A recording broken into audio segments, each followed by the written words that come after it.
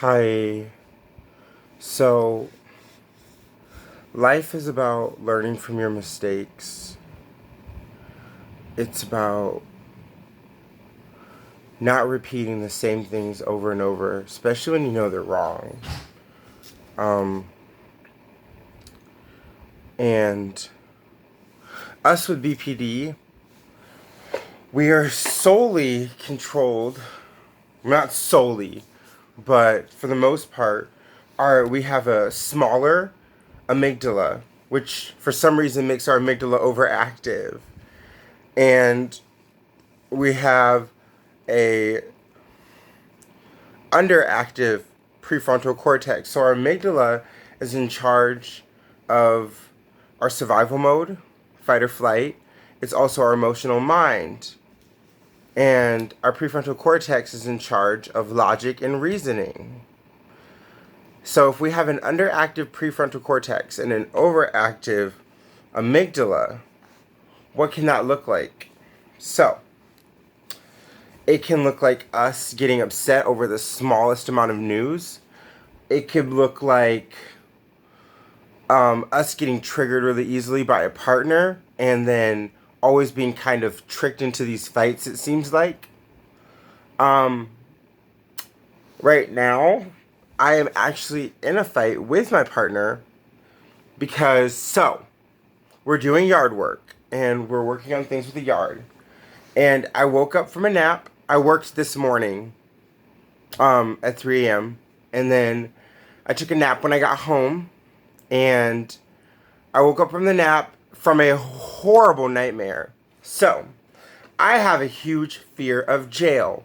I know that a lot of people probably do have that same fear, or that is a fear. But I have been to jail and I don't like it. And in my dream, I got into a fight with my spouse. And it got violent and I was sent to jail. So, that dream almost felt like a vision at this point because I woke up and I told him, I was like, I just had a really horrible dream. I don't feel good. I feel scared. I don't understand what's going on right now. I was really disconnected from my body. I was disassociating at the time as well. Coming right out of the dream, going straight into a disassociating body.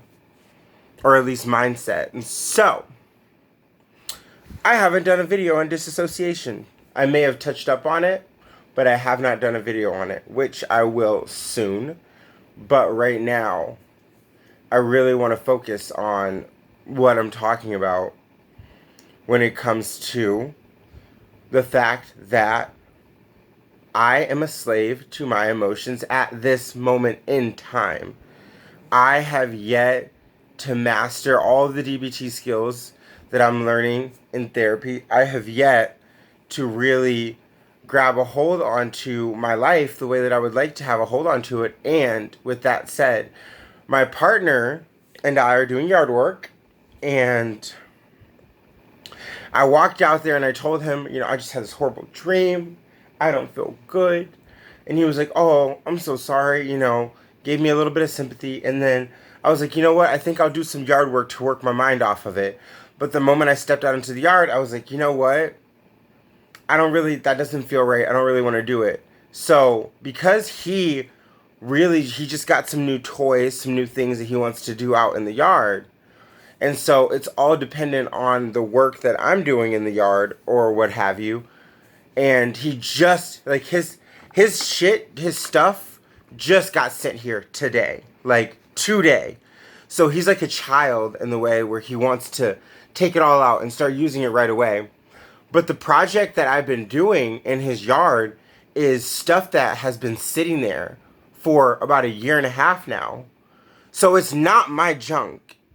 It's not my junk. It's not my yard. I'm at his house. And so it's not, at the end of the day, it's like, it's not as heavy on me as it is on him. And I feel like maybe I shouldn't have said that I was going to do anything at all when I woke up. But I felt like when I woke up, I felt like I needed to distract my mind from the dream that I had just had. And I thought that that was what I wanted to do. But the moment I decided that that wasn't what I wanted to do, he got very upset and decided that he was going to start doing it. Now, this is where the fight could have gone wrong. So, he decided he was going to do it. He got angry because he was doing it. But it's only 12 o'clock. I still have 8 hours in the day of time where I could have done that when I was in a better mood. And right now, I'm solely focused on getting my mood to be better because I did have a wonderful day at work. I did have an okay nap until I woke up from that horrid dream. It was a horrid dream. Horrid. It was absolutely horrid. And I didn't want to end up in the space that I ended up in my dream. Like, to me, the reason I didn't blow up or even really react was because I'm still stuck in that space where I was in jail in this dream and I had all my rights taken away from me. And I don't want to feel like that. I don't want to go through that. And especially not today. Not today on the day where I went to work and I kicked monkey butt, you know? Like, I want today to mean something else. So I didn't bite any of the bait. And there was a lot of bait. There were a lot of triggers. It was scary. It was explosive and it was scary. And I just chose to come into the house. I chose to sit down. And now I'm just not relaxing because I still feel really on edge. But I'm just separated from all of that right now. And it feels right. It feels like I made the right decision.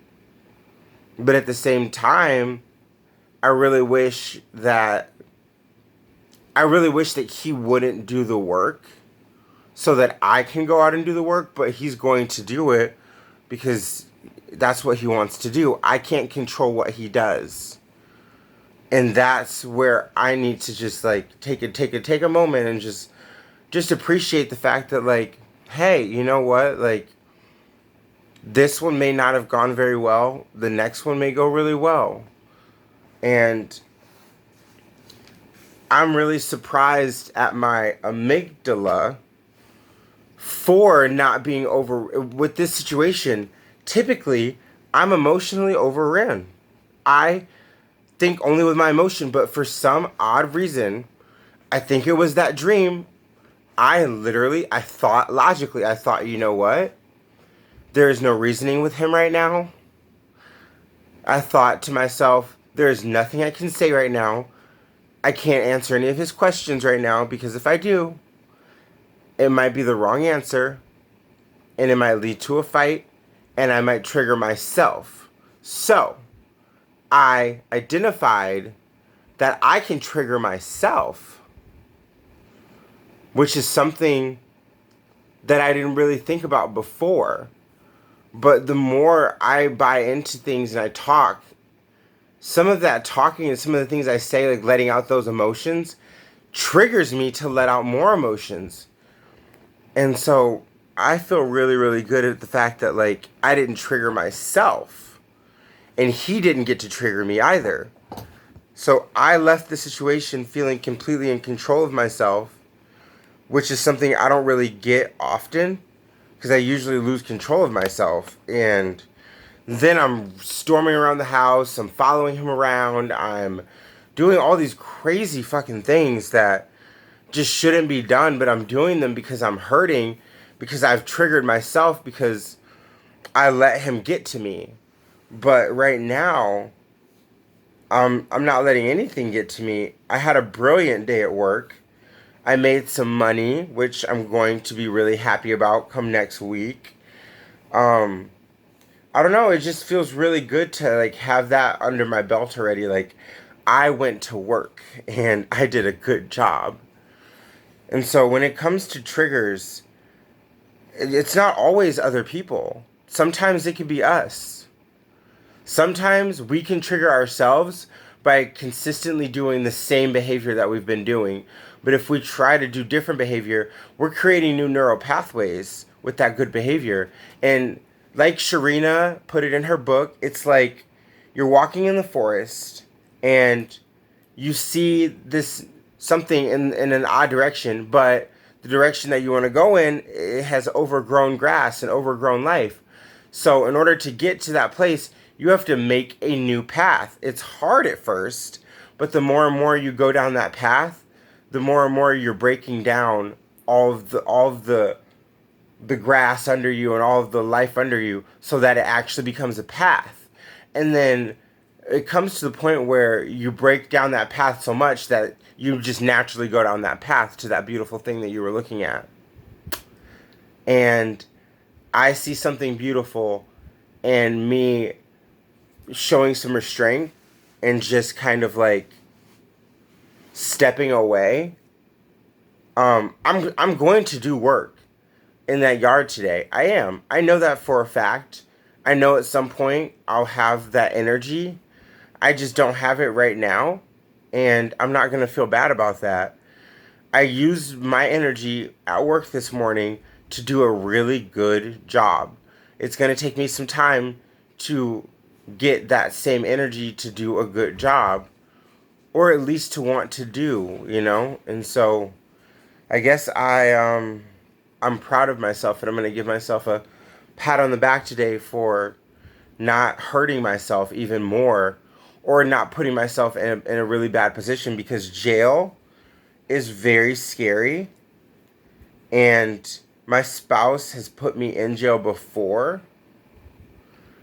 Spouse, he's not my spouse, but he's put me in jail before for having anger outbursts. And so I just feel like I'm very in control right now because no one else is in control of me. And I think that's probably one of the most beautiful things that I can say right now is no one else is in control of me. I'm in control of myself. And so with that, I am done. Thank you guys for watching.